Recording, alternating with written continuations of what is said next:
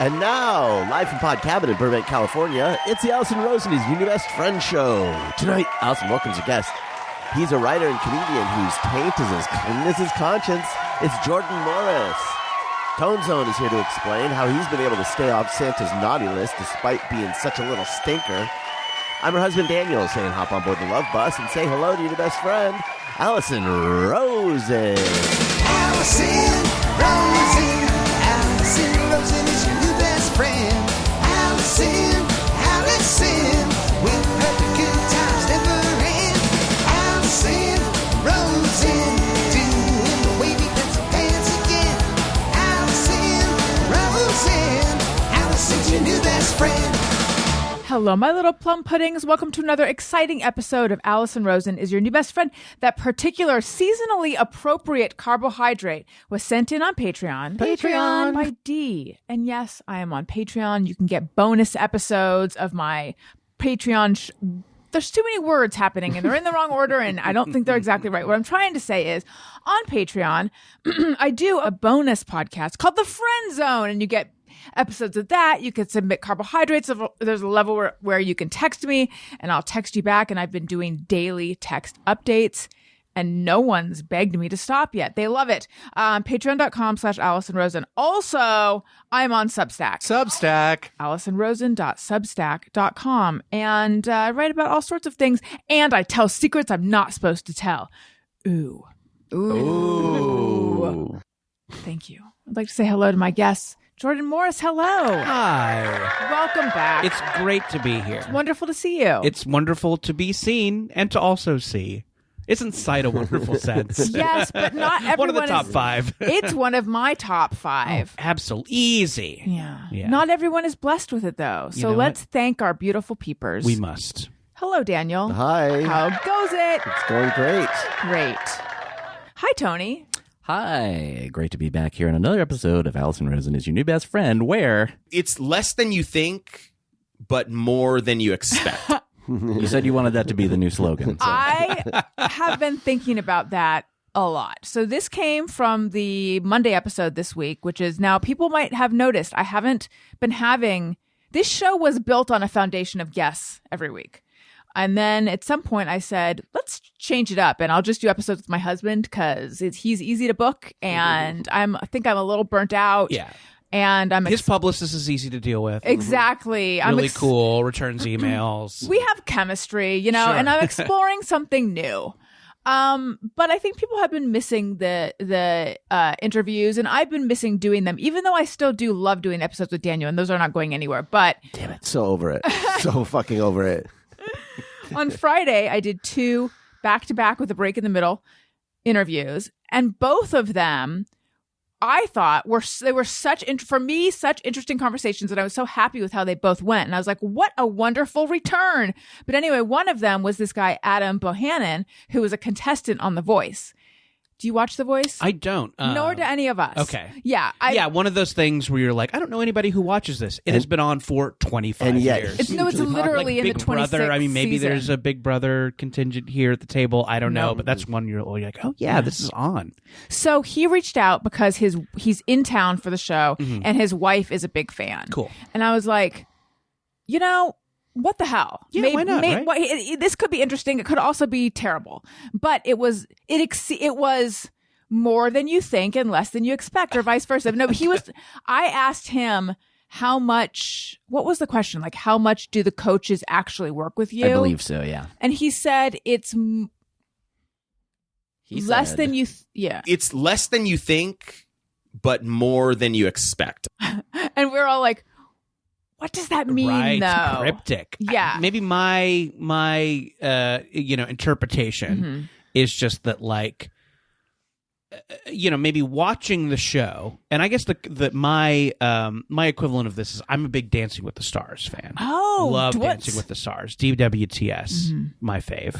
And I guess that's one too. That's kind of like, do I know anybody who watches this? Right. Now you do. Now I do. It's me. Yeah, Jordan Morris. Because in the past they say if you don't know anyone, that means you watch it. Oh yeah. Oh, interesting. Maybe that's it. And I always feel like kind of with those coach segments, they make it look like they're with you like every day constantly. Or something. I see. They like live together in a little studio. Yeah. But using my I've worked in TV a little bit brain, I'm like, well, practically, how does this work? Probably not.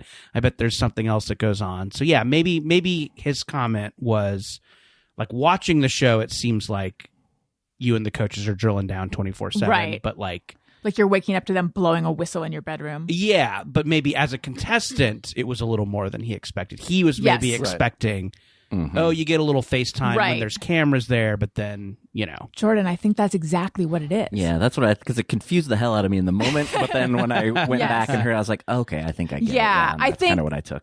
I think that's what you mean. Like, as a viewer, you might think it's constant, and it's not. It's for the cameras, but at the same time, they still are coached. Like, it's not fake either.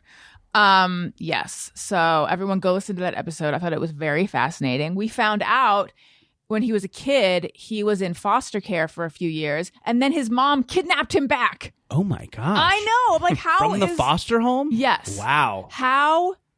But it was good that she did that because he was not having a great time, and he and his siblings were in the same foster care, not having a great time with the foster family. Sounds fascinating. Instead of doing this episode, can we just listen to that episode? Yes. We'll like live react to it. Oh my God. It's funny that you say that because I have decided I don't think it's a decision.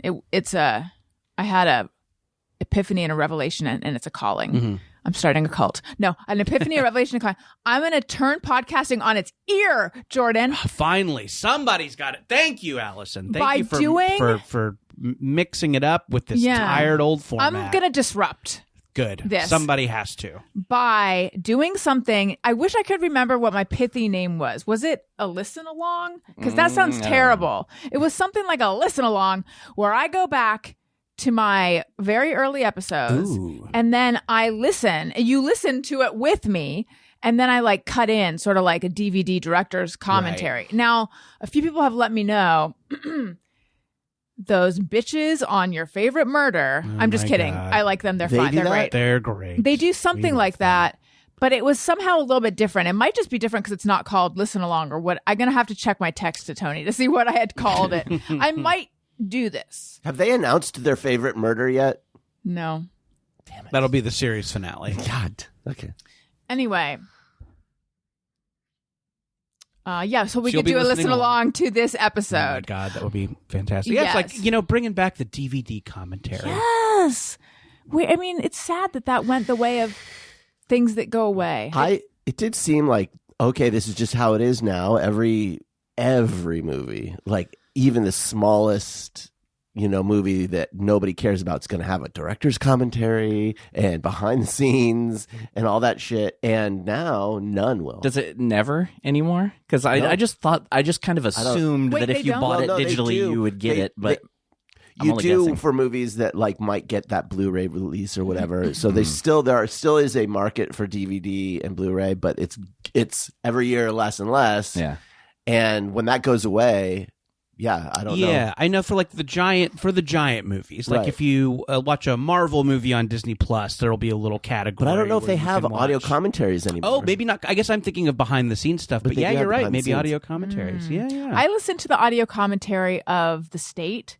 Oh, Or cool. I watched it or listened to Neat. it. I I bet enjoyed that's that awesome. a lot. That Yeah. might be like one of the only There are some good commentaries I've ones listened where to.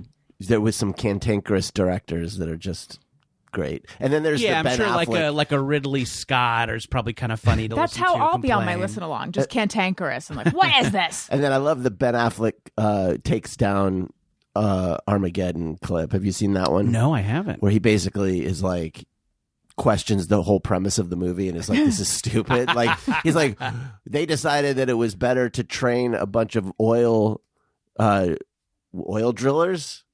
Is that what they were? Yeah, Oil professionals. feels wrong. Yeah. Oil drillers to fly a spacecraft rather than teach some astronauts how to drill for oil, which would be a lot easier. Sure.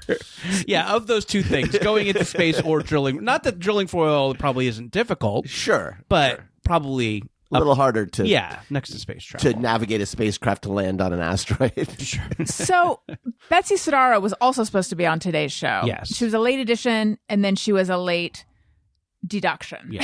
She could not. no. Yeah. So, but do we have enough to do virtual Betsy? You might be able to. Betsy, what do you think? She's very Hell yeah. She's very droppable. She is. So, Betsy, why couldn't you make it? Yeah, go fuck yourself. Wow. It's like she's here. I thought we were friends. There's never a bad time to rock and roll, man. I know that's what we were going to do on the show.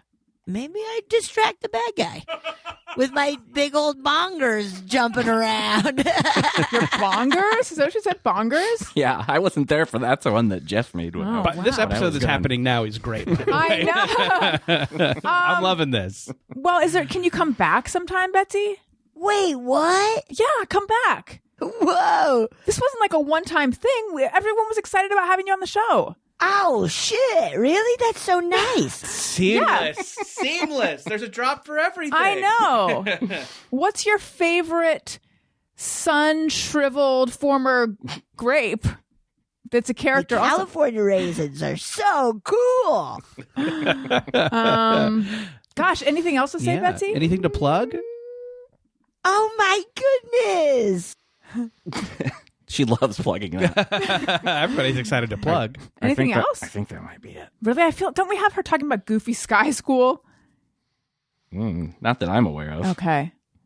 Have you been on Goofy Sky School, I have Jordan? been on Goofy Were you Sky here School. for that this discussion? Is a California Adventure Yes. ride. I don't It's terrifying. I don't think I've ever talked about it on this show, Okay. but I have ridden it and I like it. It's her favorite ride, It's is really anarchy to me. fun. Sure, it's a deep cut Mm. Yeah. to say that's my favorite ride, but I also really like it. To me, that ride is for someone for whom skydiving feels too safe. Am I exaggerating? Yes. You felt unsafe I on felt like Goofy's. yes, I mean I that's feel like probably that's part of the pitch for that is like Goofy's flying. So Yes. Yeah. it's gonna get wild. I feel like it's a roller coaster in quotes for kids. Well, that is how it was sold to me by our friend. We have friends. They're a couple. They have kids who are in school with our kids or were. They go to Disneyland all the time. And do they even have season passes? Oh, I don't know. I think they're the kind of people who go to Disneyland. Like, it's always kind of a last minute decision. It's like, just buy season passes. Every picture that you take is from there. I love them though. Right. But anyway. But they're Disney adults. They're a Disney family. Okay. I think they're like, how are we going to kill time this weekend? We'll just take the kids to Disneyland because they love it. I guess I hadn't even thought about that. I guess the term Disney adult maybe implies that you don't have kids. Yeah. That you're okay. I think so. Well, here's a question though. If you take your kids to Disneyland all the time, Right. are you, in addition to being rich, are you secretly a Disney adult? if you're Because- taking them again, and it's not like their Right. desire. Yeah, or if they're babies. Like, that's the one that blows my mind when you see them with babies. Yeah, there. you It's can just like take a baby to the mall and it's Yeah. Right. like that's equal to the baby. Moreover, babies, I think not only do babies not appreciate it, they don't like it. Yeah. Right, yeah. Yeah, it's like overwhelming. Sure. No, what I'm saying is I bet secretly she likes Disneyland or else she wouldn't go that often. Maybe here's a You mean our friends? Yeah. Yeah. Oh, they like Disneyland, Okay. but like if they didn't have kids, would they be going? Probably not. Probably yeah. not. I would also say that maybe I would need to see their merch collection They before I don't could. have yeah. Maybe that to me Right. Maybe to me Disney adult implies that you're like heavily into some sort You've of chosen think one so. thing to collect Yeah. of the hundreds and hundreds Pins, of things to collect. ornaments, and that yeah. so you have you have animation cells on your wall. You collect teacups, Yeah. or whatever. Funko Pops, sure. Yeah, and So she told me it's good for kids. Yeah. So I went on with Elliot. It was terrifying for both of us. Goofy Sky School. Yeah, it was, or was it Owen? I can't. No, you went on that jellyfish sort of up and down thing with Owen, and he loved it because he has a need for speed. Mm-hmm. But no, Elliot and I went on it, and it was scary for both of us. I've heard Betsy a lot of loves people it. think that ride is terrifying. Really? Okay. I find that to be an exaggeration, but it's a little, it feels a little janky. And I wondered if if part of why it was so bad for me was because I was worried about Elliot's safety the whole time. Like if it were just me, if I'd be like, woo, this is great. But yeah, I don't know if the right word is torque or other physics words, but it makes you feel like you're going to fly out at times. I It think feels you're loose. onto something here, though, because like there's something about those really high tech roller coasters now. I mean, the technology now is crazy, but you feel pretty safe. Yeah, if you're super strapped in, yeah. if it's Yeah. smooth. Like but it's definitely a thrill, but you're not scared you're going to die. And See, I don't need that feeling to feel alive. But a note to any ride designers out there for Six Flags, I know that you're probably listening.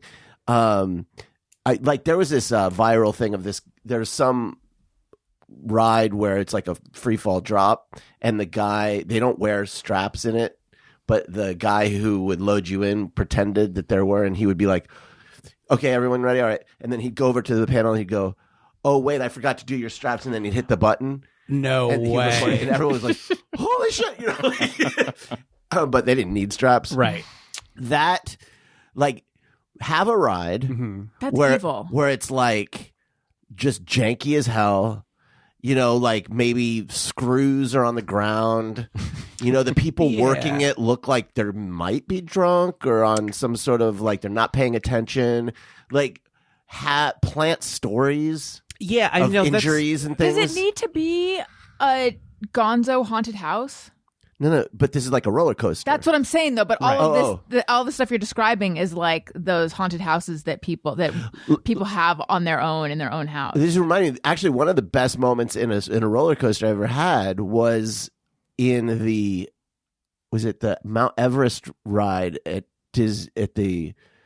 there's a roller coaster at the animal. What's it called? The animal something at Disney World. Animal Kingdom. Animal Kingdom, and you go up into the mountain, and then the roller coaster, the tracks, end, it's broken, and you're going full speed, and then you have to you jolt. Oh wow! And then you go backwards through the ride, and it was that moment of oh shit, Right.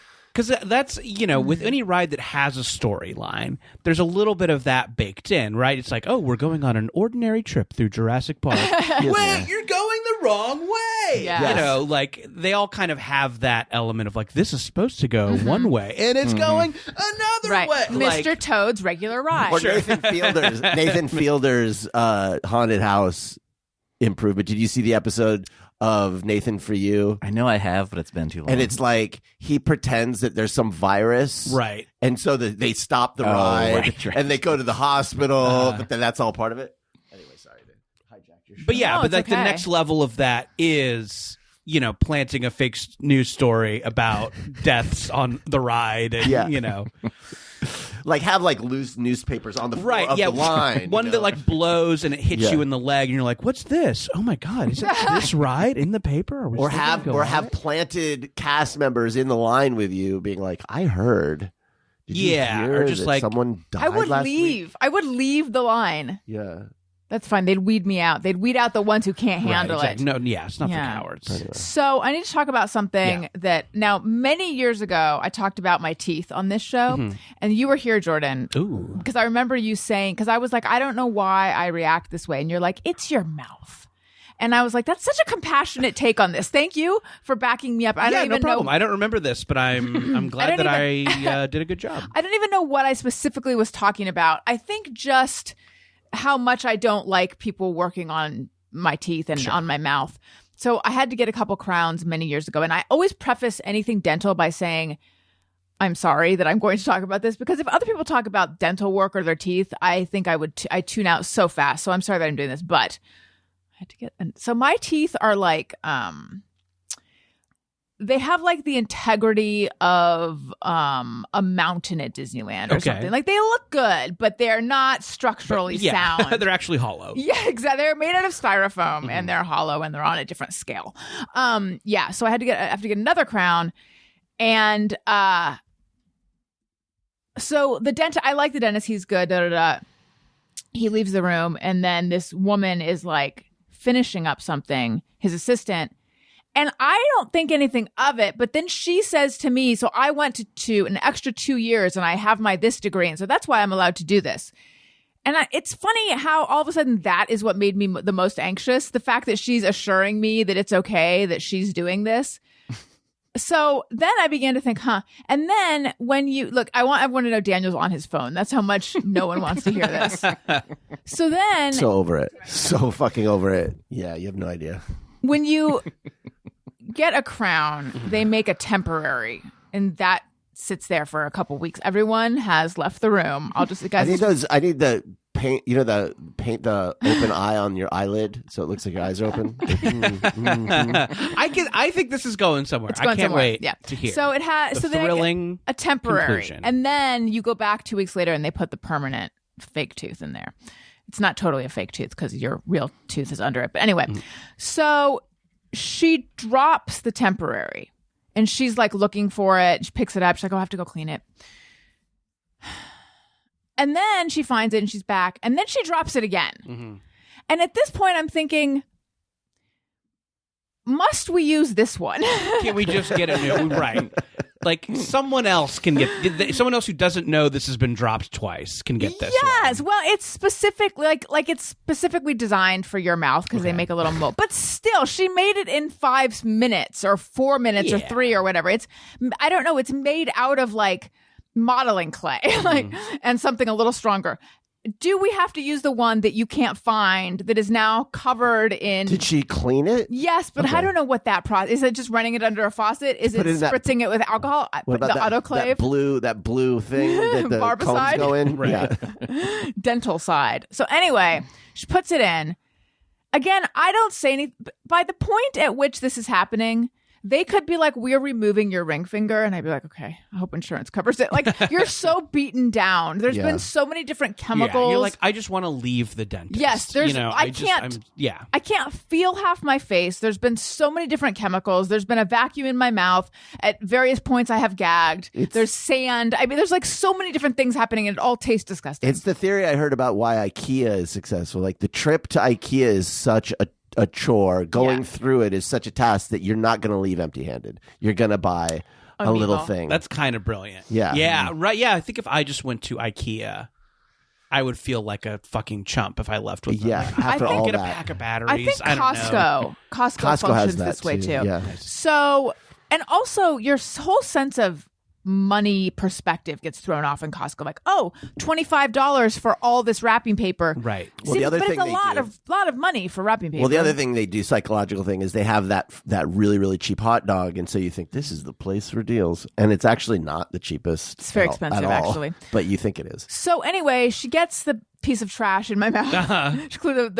She Gives it a quick spritz. puts it in my mouth. Then the dentist is back. Breathes on it and shines it on her shirt like an apple. The dentist is back and she goes, "Do you see a little something on the lingual?" And he goes, "Oh yeah, I do." She's like, "A little crack or something." He's like, "Yeah, I see that." They move on, and I'm going to, if nothing is You're like, addressed, let's get back to the lingual thing. if nothing is addressed, I am going to say, "Excuse me, is there a crack on the lingual?" The lingual is the tongue side versus the buccal, which is the cheek side. Ask me anything about teeth. Actually, don't. I just know those terms.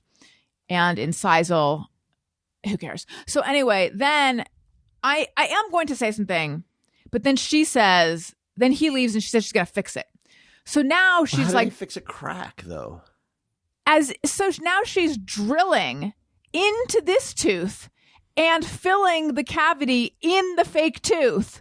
So now I have a temporary that's been on the ground twice, has a crack, and has a filling in the fake tooth in my mouth, and it is very rough. Whoa. I hate that feeling. The whole thing is, to begin with, the whole thing is not smooth. It's not smooth like your tooth would be, but it's got this roughness where she patched it. Yeah. And the whole time I'm just thinking, the whole time being ever since then, like, it didn't have to be this botched.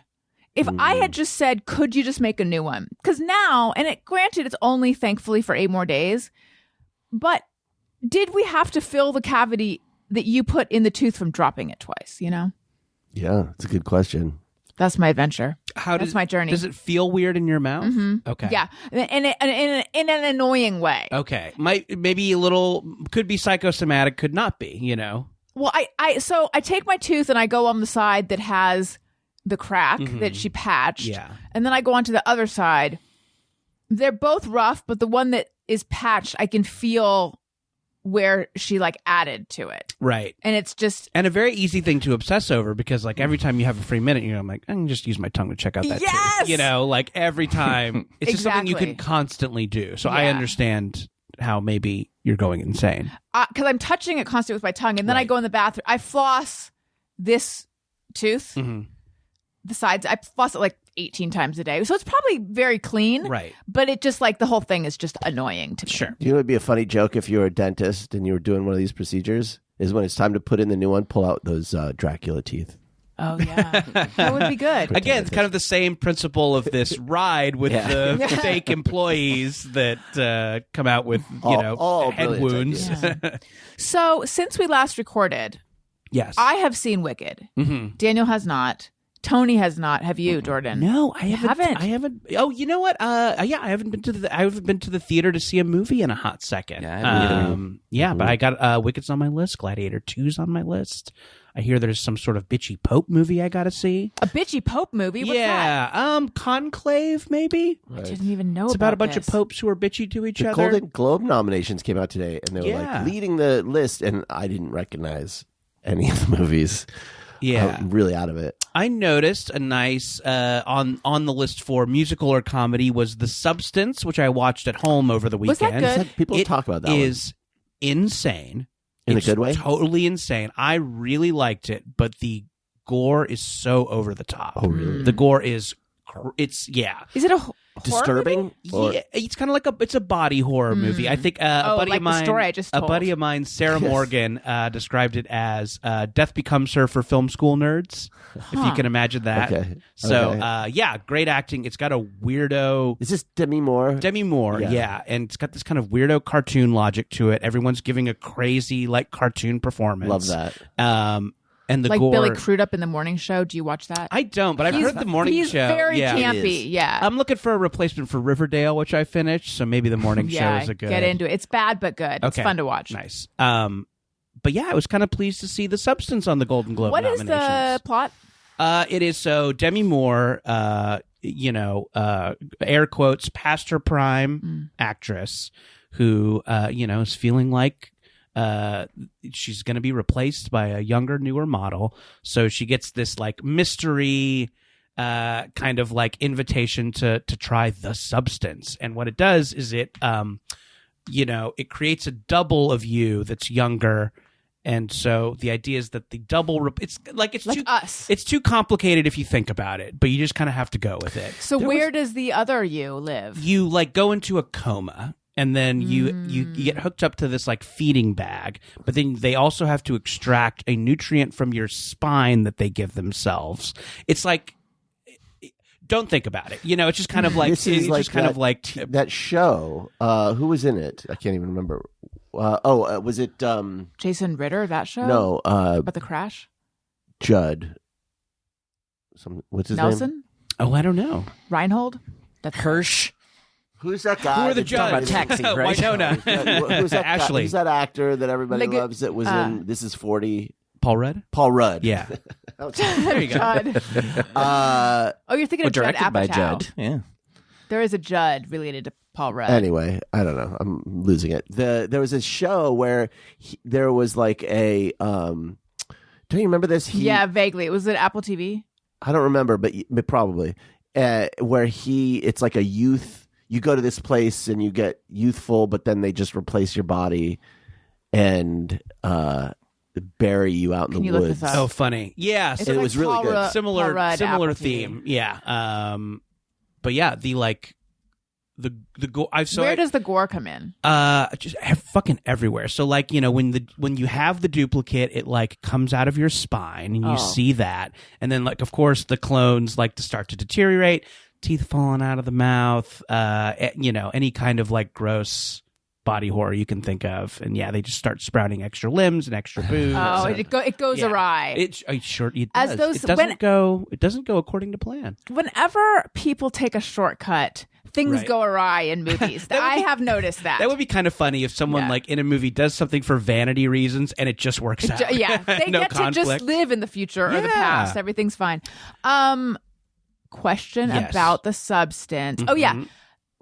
do they have consciousness in their clone? Would it be like I think I'm now a young person? It does not really explain how the consciousness works. I would say that the movie is heavy on vibes and doesn't care a lot about explaining things. So I think if you are someone who like wants an explanation for everything, the movie will drive you a little bit insane. But if you're fine with just kind of going with it, it's a wild ride. Speaking of heavy on vibes Yeah. that doesn't explain everything, I saw Royal Tenenbaums in the theater Oh yeah, many years ago. yes, did I? Has everyone here seen that? Mm-hmm. And I loved it. I thought it was so... Allison, we're all white. We've seen it. Of course we have. I thought it was so good. And then I later saw it at home with my dad. Uh-huh. And my dad and I were both English majors, but my dad at this point was, way older. He went in. He majored a long time before you did. That's true. We were not classmates. I think the whimsy was lost on him a little bit. And all of a sudden I was like, is this whole movie just vibes? Is Wes Anderson Boy, just vibes? Yes. Yeah. Yes, pretty Okay. much. And also, he is plugging into a nostalgia for something that we barely, if experienced at all. Like I'm not sure that someone from your dad's generation would relate to the sort of semiotic kind of stuff that's happening. But right? is there Because it's- is there semiotic stuff that's happening? Like, is there more it's all than the like, surface? I think it's all. I mean, tell me if you think I'm wrong on this, but it's like I feel like his whole thing is like a nostalgia for that era just before our generation, like that those books in the library and that kind of like like stuff before digital that was all like everything. Every letter was a janky typewriter. And, Yeah, sure. library cards and just the stuff, analog the world. stuff of like the 40s, being a child in the 40s and 50s. But he wasn't a child in the 40s Right. and 50s. He was a child in the 80s.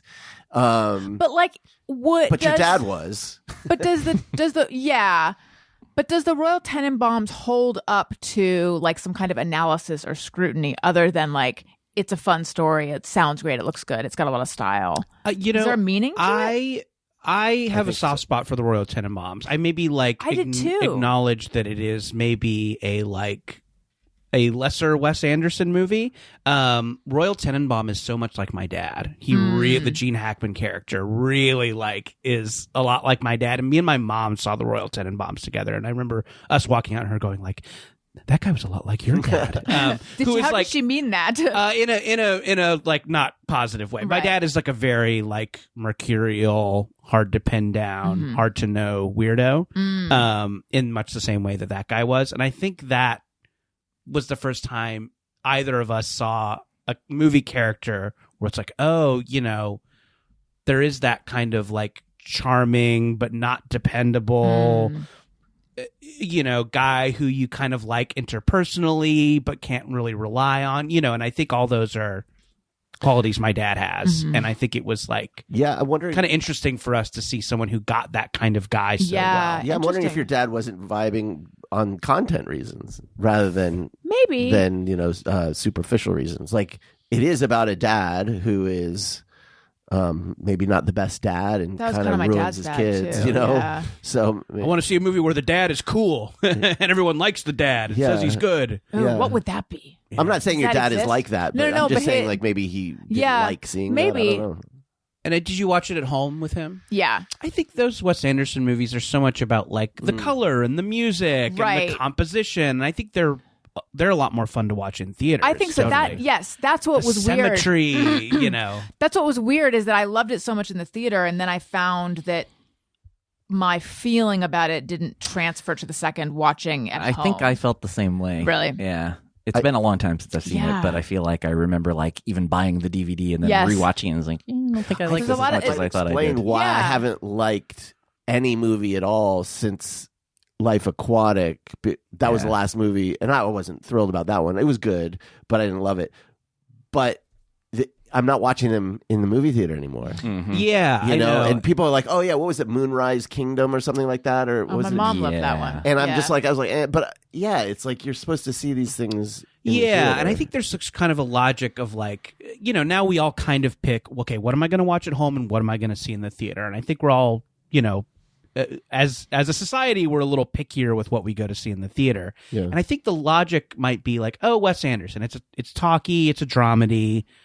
I can wait for that to be at home. But I do think that, because so much of the fun is like how it looks and how it sounds, maybe they do lose their magic. I feel like on your TV. I feel like his movies are also a bit like hard to connect with emotionally. Sure, because everyone's they're so flat, right, and everyone just has that affect where they just are kind of blasé. Yeah, and maybe, and I think the actors who are good at that, you can get a lot out of those subtle, small performances. But again, better on the big screen, to see those kind of littler. It's like they're like long vignettes, his movies. Sure, yeah.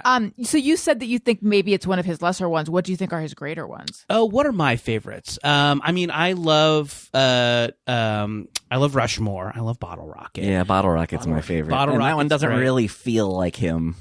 That's a little more of a like 90s indie. It's a little more closer to like Flirting with Disaster or something like that. And before he became so into his own style. Yeah.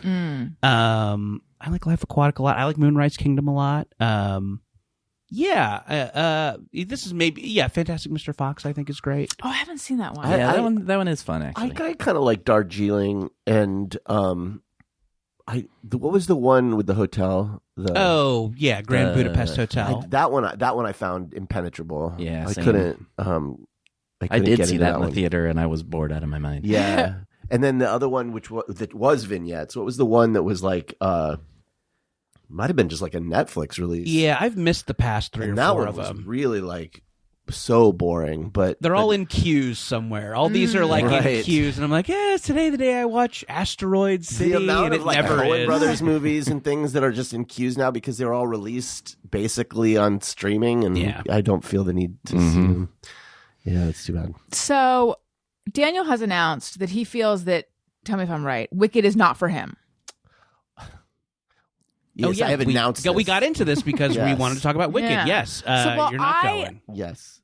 I had heard from multiple people who had seen it multiple times that it is the best movie. Like, Right. it's the best. Oh my God, I saw it 3 times. I saw it 2 I times. have yet to hear of anyone who saw it and didn't. I cried multiple. Yeah. That's what they all say. So I was like, I really want to see it. It's probably not going to live up to that. Sure, But I did. I think that's very, and I want to see it too. I saw me and my mom went to see the play together, and we really liked it, and I'm stoked to see it too. Yeah. But also the people who are gushing over it consider the source, maybe. Right. They're theater people. Sure. Or people who are super into Wicked.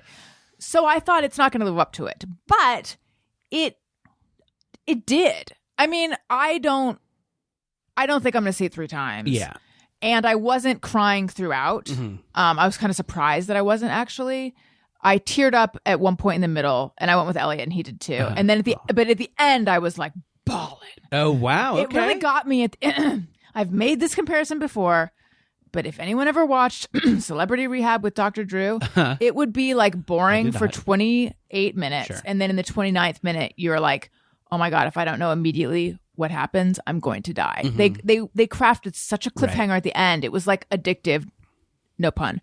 So, this movie it was really, really good. But at the end, I was just like, it just punched me in the heart. It's a part 1. I mean, they have to go okay, we know we're going to finish this in an entirely other movie. That's happening. Also just the defying gravity is at the end, and like all the emotions and how well it's done. It's just like very big and emotional. But then Daniel has said he doesn't think it's for him. Well, I've seen the play. Yeah. And he talked about it on the show. And then a lot of listeners have gotten in touch to say that I should drag you, coerce you, or just talk you into going because they think this might be Taylor Swift all over again. Because Daniel became a Swiftie. Right. After declaring. yeah. Such Okay. a queen. Wait, do it again. Oh, she is such a queen. After being maybe like even staunchly anti-Swift, I was, right? yeah. He was. That's a pretty big. It was a pretty big 180, It was if a I swing. remember. I know. It's not. I want to be clear. I'm not. I don't actually think. I don't have any kind of negative feelings about Wicked. A appreciate it. The music's catchy. It's being completely forced upon me right now in my life. Oh Like, yeah. Do the just kids are the kids non-fucking listening to stop. it around the house? Oh my god. The kids and or Allison? Yes. Okay. Yes to both. Yeah. And it's the most earwormy. When Daniel says the shit kids, ever. he means you too. I just remember when I say it's not for me, I mean thematically, I didn't connect to what it was about. That's all. It's not that I don't have an appreciation for it. I just think it's about things that I don't like. It's about the struggle at the core of it is not something that I like in my life feel, I'm not going to get any catharsis out of it. Because Well, I don't- they make You've it. never had a roommate that's different than you. But I don't feel othered in this society. He's also I don't not green. feel like I'm pushing against, the forces and nothing's holding me back that I gotta you're doing rise great. against. You know You're what I mean? Like doing I don't. So it's like that moment doesn't Okay, mid-white man. no, but it's fine. I'm glad it's out there. I'm not like But I have listen, no problem with it. but I listen. just No, go ahead. And also listen. I'm Sorry. listening. Okay. Are you holding space for what I'm about to say? I'm holding space for you right now. I literally looked up. I still don't understand. No one does. It is. Yeah. Maybe that's part of it, though, is that it's anyway. I won't. Yeah. I looked up what holding space for means this morning because a friend of mine who lives in Spain, we talk about words a lot, and she's like, I find this very annoying. Like, what does it even is mean? so annoying. Anyway, I'll explain. I learned what it means, and it's slightly different than what I thought, and I will explain that in a second. But I do think they've made it universal enough that I think a lot of people can connect to it. And I think what you might connect to is the feeling that you have been painted a certain way or maligned unfairly, and that does not reflect your true nature. I think everyone can relate to that. We could try it out. So anyway, I thought holding space for was almost like a land acknowledgement at the beginning of a meeting you don't want to be in. Like, I thought it was like weird where I'm acknowledging and I'm acknowledging your feelings and I will accommodate them. I'm not negating. I'm validating. It's accommodating and acknowledging. Yeah. But what I read is that it's like listening and being really present for and with someone's feelings. I guess I understand the holding space as a concept, but I think the thing that was baffling to me About was this interview moment? that clip was I'm like, okay, something's funny about this. Is it that the interviewer is misusing this so bad? Right. Like, was it the interviewer kind of not getting it and just wanting to throw in a buzzword to the interview? I have a take on that. Okay. Tony, do you know what we're talking about? Okay. Can you look? I had to explain the viral Hailey Bieber smoothie to him before we started. Oh, I don't even know what that is. Oh, well. Okay. We're done with this. Look up I've had it. holding space, defying gravity interview clip.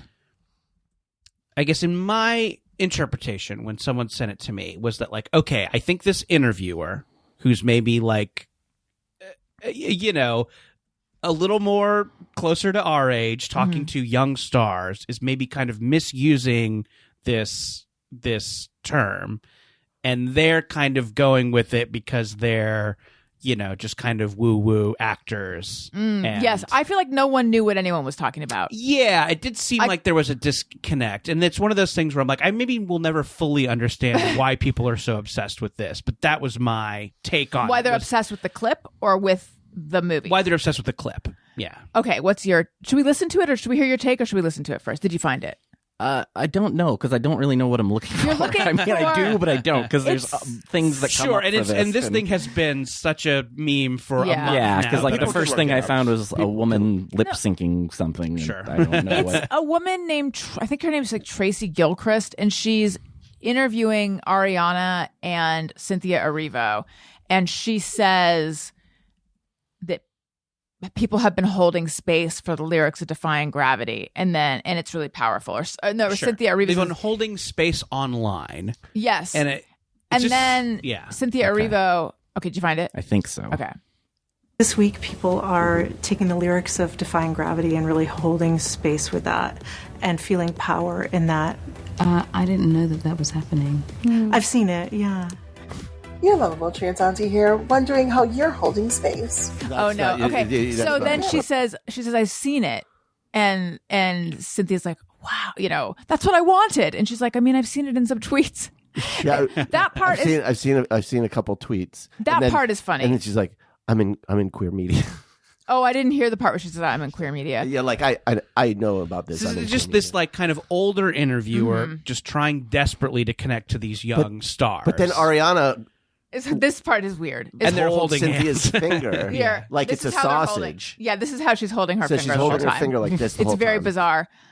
Very weird. The But I finger could see part that is being weird. soothing. I would like somebody to hold my. It's One just finger? It was. I think it was just all around very odd. Yeah. Cynthia's overreaction. Yeah. Like, it's like, have you ever had this is going to be so vague, but like where you say something and it's clear the person has interpreted it to mean so much more than you intended. Right. Like suddenly you're like, oh God, now I'm going to have to get out of this marriage that I just accidentally agreed to. Yeah, like I think the interviewer phrases it in a weird way, like holding space with it is weird. Sure. So I can understand holding space for It's, it. yeah, it's a how do you do fellow kids thing, right? So she's holding Maybe. space with it. I think she knew what she was talking about. I think that But what that does what it makes even it super mean? weird is like it's like this very it's like lingo that for a very specific culture, like strain of culture Sure. Can you that try to most people see if you don't can find the whole understand. clip? But what makes it weird is Cynthia's reaction to it being like, So solemn. oh my God. And then People acting are like tweeting Well, but- about the movie. well, no, when she says, that's what I was hoping. And it's like, well, you're the 57th person to play Alphaba. She does play Like, it really well and really you didn't brings out write the nuance song. of It's it. very odd that she would be like, kind of taking credit for yeah. it. Although I don't having know, now it's- seen it, like that part doesn't bother me as much because if she's specifically talking about what she was hoping to accomplish in her performance, but what does holding space with the lyrics mean? Like that's why it's weird. people are with it. thinking about the lyrics. Yeah, I think what the old ass interviewer meant was that like people are Hearing being it anew. inspired by the lyrics, Okay. and probably had some subtext of like, hey, Trump has everybody stressed out, so this. I think that's right because I think the interview happened maybe a day or two after the election. Right. So I think maybe if she wanted to say it in a more It was a little normal, clumsy. less try hard way, she would have just said like, the lyrics to this movie are really inspiring to people, but she's like, I need to inject some young person online lingo. What you're getting at, Jordan, is why it was annoying to me, which is like just say it What you in mean? plain Yeah, language, like enough with and maybe this is a post-election frustration that I have, but it's like enough with the fucking terminology. Like, just say it. Just say. So people understand. Everyone's it. bummed about Trump, and this was a Don't nice, be like holding space with and all that bullshit, because that's a good point. Like, people are needing this message right now. Post election, they're hurting. Like, you can say that. And I thought maybe she was saying people are really hearing the lyrics in a brand new way. Another great point. That is total subtext. Yeah, I remember going to see the show, the play, and I forget when Was it I South saw Coast it. Rep? No, it was at the Pantages. Okay. Here in beautiful Hollywood, and really thinking it was a very much a product of George W. Bush. It was a very like reacting to George W. Bush thing. And I don't know when the book was written. I don't know when the play was, The book was written in 95. Yeah. So The definitely journalist who went viral for saying... Sorry, that just autoplayed. So I remember seeing it, and it's very much about like, we're manufacturing fear and we're manufacturing terror, and people are being brought together with a common enemy. And I'm like, oh, this is very like George W. Bush coded, to use some annoying online lingo when I'm too old I'm to be holding using it. space for that. Thank you for holding space for me saying that something is coded. And I had vibes. I said vibes earlier. I'm not 42. I am. So yeah, I could see how You're like based, Jordan. That's That's the one that's the most Yes. like it doesn't mean what it means when I I'm read so it. glad I'm based and not I know mid. based really does not. No, I always think they're trying to say biased and they left out a letter. It makes it I've good, and it misread feels that like too. it means I've something misread bad. based. I always thought it was a negative, like debased. Like it was just Right. no, No. it's the opposite. Yes, So it yeah, does so I can feel see like how of an era. like, hey, we've got this like authoritarian Republican wacko president who, uses fear to make people angry. So I could see how like that part of the story, feels very like now. You know what I saw? I think on Broadway, but maybe it was off Broadway. There was a short-lived show where Will Ferrell, I think, played Bush. Yeah, I remember that. Oh, yeah. What was that? Was it called Bush? I think HBO aired it. No, it was like You're Welcome America or something. That sounds right. Okay. And then this woman came out and she was Condi Rice, but she did it in like a stripper. She did like a stripper dance as Condi Rice. It's so I call crazy her Condi. We're really close. When you and Condi go to brunch. Yeah. You're welcome, America. That's what it is. Looking back at the Bush era and remembering the outrage and just thinking like, I wish we had Bush instead of. Remember when people? This might be slightly before your time, perhaps. People lost their minds because Dan Quayle misspelled potato. Sure. When you look at like the pre-Trump political scandals, he be vice president? Howard Dean yelling, kind of. Yeah, that one, the Howard Dean yell. At the time, I was like, I don't understand what's so notable about this. Like, who It was cares? weird that he dropped out over the scream. Maybe there had to have been more to it. Maybe he like screamed and then said some bad words. Yeah, I read a book about elections not too long ago, and they go into that. And was there more? Yeah, I think that's we've kind of retconned it a little bit to be like he was doing great, and then he screamed, and then everyone hated him. That is what my brain. Sure, what totally. we remember. Yeah, but yeah, I think this is John Dickerson's great book, Whistle Stop. Really, really fun book about presidential campaigns. I think there was something in the air that like Howard Dean was a like liberal wacko and too liberal, and what's funny? So I think that he really wasn't. Yeah, I'm sure. Yeah, I'm sure I'm sure he's probably a nice man. Well, he's very centrist. Yeah, like not that being a liberal makes you not a nice. No, but man, I think the memory was like, oh yeah, he was like Bernie before Bernie, but no, yeah, he was just from Vermont. Yeah, right. He was from Vermont, and he was the first to do like small donor. Like he was doing the small donor thing before anybody. Yeah, maybe kind of. He had a website. I need to hear how bad it was. It was like a blog, but I think it was like something that had been kind of in the ether anyway, and then the scream was like part of it. So did you guys know? And then we can get off politics. But did you know that Gavin Newsom has a podcast? I'm sure. I mean, I'm not surprised. It's called Politickin'. Oh boy, yuck! It's him and two guys, and I think one of them might be. We start with politics, but yeah, we'll go off on a tangent. Do we want a president who has a podcast? No. I don't think so. I don't think so. Although I personally like Gavin Newsom, so when I found out he had a podcast, I was like, oh man. And then I get emails from him, not personal ones, but a recent one was like, I promised I wasn't going to do this, but here's 3 clips from my recent podcast. Oh, boy. And I was like, wow. I'm surprised he doesn't have a Patreon. Yeah. Did you find the Howard Dean scream? I want to hear it again. Because my memory, let's each do our memory of what it was like. I think it was like, blah, wah. Yes, that's the closest, I think. We're going to South Carolina and Oklahoma and Arizona and North Dakota and New Mexico. And we're going to California and Texas and New York. And we're going to South Dakota and Oregon and Washington and Michigan. And then we're going to Washington, D.C. to take back the White House. It's pretty good. I see why he dropped out, actually. Yeah. It was a little... Oh, how embarrassing. The wind-up. He lists so many states. Yes, he really like lists a lot of states. There. Yeah. Now, he also had there was a lot of intensity about the wind-up, too. Right. I don't think that's dropout worthy, though. But not nearly as embarrassing as Elon Musk's USA. Yeah, all of Elon Musk's public. This jumping, his little jump. Wait, what are you? I don't know what you're talking about. Sorry, Tony. Elon Musk USA chant from the Madison Square Garden rally. Allison is only tangentially aware of politics. Just when it serves me. Yeah. We're going to get the government off your back and out of your pocketbook.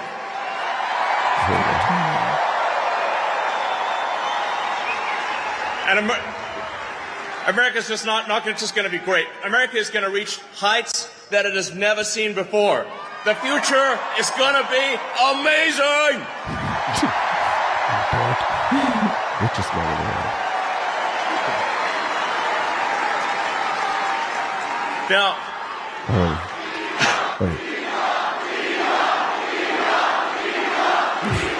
Terrifying, chilling.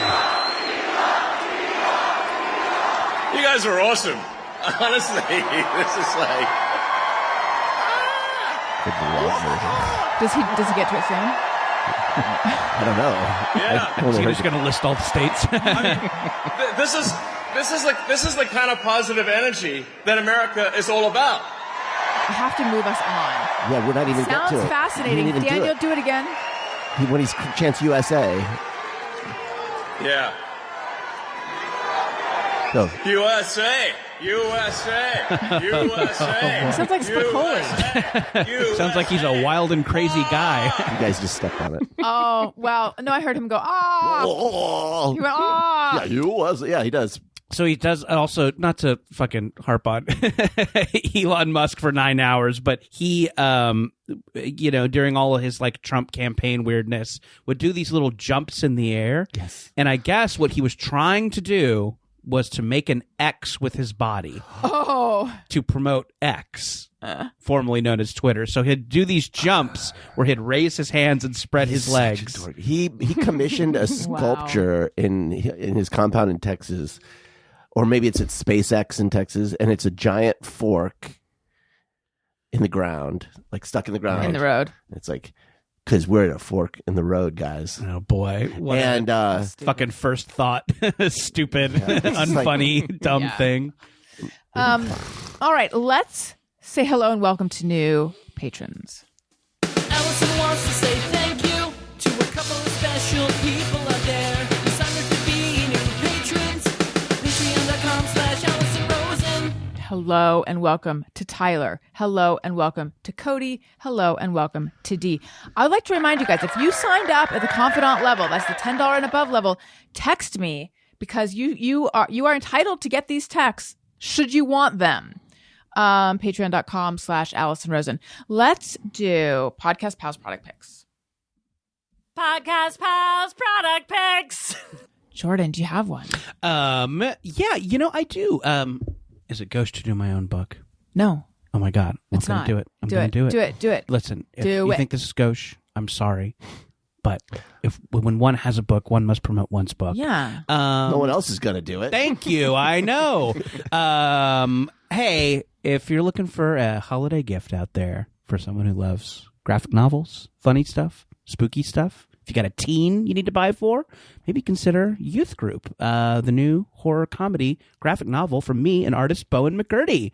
It's got Buffy vibes. It's got Shaun of the Dead vibes. If you like spooky stuff, if you like funny stuff, Youth Group. It is the story of teenage exorcists growing up in Orange County in the 90s, and you can now get it wherever you get your books. Wonderful. I read it. I enjoyed it. Thank you, Tony. Oh my gosh, what a guy. Wonderful. And I Tony will stamp of approval. Link to that in...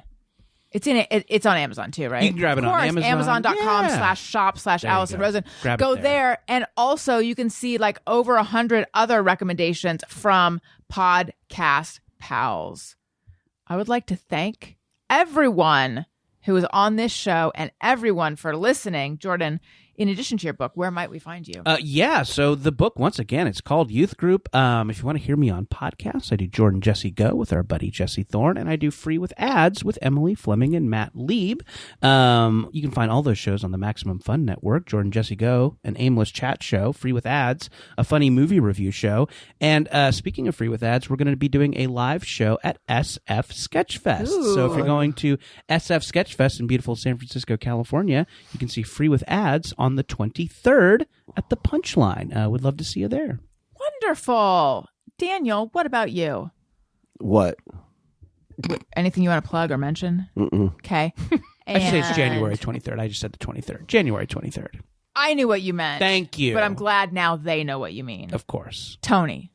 If you're in the LA area this coming Saturday, I'm going to be at Vidiot's for a part of a Q&A of a documentary that I am briefly in called Bleeding Audio about this band, The Matches, an Epitaph band that we used to tour with a bunch. Oh, cool. And, I remember The Match. Saw The Matches in college. Yeah. Cool. It's about them and then kind of just like how fucked up the music industry is. It's a great documentary. And yeah, Bleeding Audio at Vidiot's in the LA area this coming Saturday, whatever date that is. That the 16th, I think? Yeah.